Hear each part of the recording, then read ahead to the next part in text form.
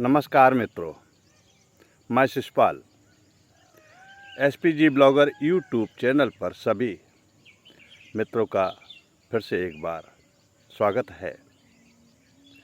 आज के वीडियो के इस भाग में थोड़ा सा वार्तालाप हम करना चाहते हैं। हम उस काल की बात करते हैं जब हमारे अपने पूर्वज कुलवंश समुदाय में रहते थे। तब अपनी पहचान बनाए रखने के लिए प्रकृति सूचक शब्दों का प्रयोग अपने समुदाय के नामकरण करने के लिए किया करते थे, जिसमें प्रकृति के चिन्ह जैसे सूर्य, चंद्र, पर्वत, सागर, नदी, वन इत्यादि पेड़ पौधों के नाम तथा पशु और पक्षियों के नाम के भी आधार पर पहचान सूचक शब्द का प्रयोग करते थे। ऐसे उदाहरण हमें अपने ग्रंथों से, पुराणों से प्राप्त होते हैं। इस प्रकार से देखा जाए, उदाहरण के लिए वानर, रीछ, गरुड़, वरुण, नाग, नागों के प्रकार जैसे वासुकी, तक्षक, अजगर आदि, ये नाम उस काल में इतने प्रभावशाली रहे होंगे कि अमुक नाम का अमुक वंश है, समाज या समुदाय है और कहाँ निवास करता है और कौन इनका मुखिया है आदि आदि।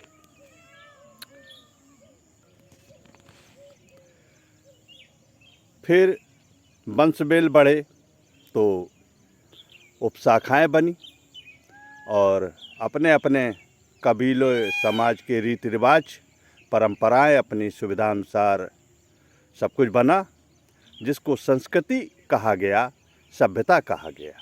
मित्रों, फिर ज्ञानी और विद्वान जन इन्हीं समुदायों से निकल करके ऋषि, महर्षि, मुनि आदि ने इन समाजों में वर्ण भेद की रचना की, जिससे उनके शारीरिक, मानसिक बनावट और उनके गुणों के आधार पर वर्ग निर्धारित किए। इन्हीं वर्गों को ब्राह्मण, क्षत्रिय, वैश्य, शूद्र आदि का नाम दिया गया।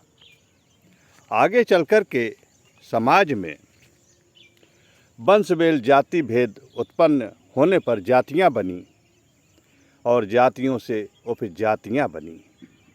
ऐसे समाज बढ़ते बढ़ते जितना ज्ञान में बढ़ोतरी होती गई, उतने ही अधिक रीति रिवाज, परंपराएं आदि बनते गए और सामाजिक नियम कानून भी कठोर होते चले गए। इस प्रकार से देखा जाए मित्रों, तो हम उसी व्यवस्था के अंग हैं जो प्राचीन काल से बराबर आज चली आ रही है। उसी समाज के हम अंग हैं। वही परंपराएं, वही रीति रिवाज, वही सारी चीज़ें हमारे साथ लगभग आज भी विद्यमान हैं।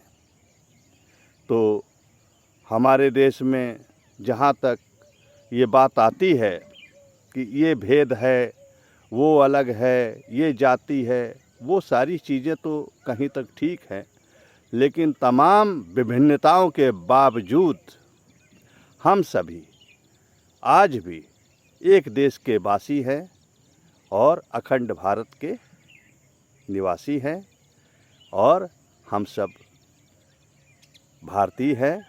इसी के साथ में हम अपनी वार्ता को समाप्त करते हुए आप लोगों से अनुमति चाहते हैं। आगे मिलेंगे फिर अच्छे से इसी प्रकार के एक वीडियो के साथ। मित्रों, अगर वीडियो अच्छा लगे तो लाइक शेयर अवश्य करिएगा, कमेंट भी करिएगा और जो लोग चैनल पर नए जुड़े हैं या आए हैं, उनसे अपील है कि वो सब्सक्राइब भी करें। धन्यवाद मित्रों।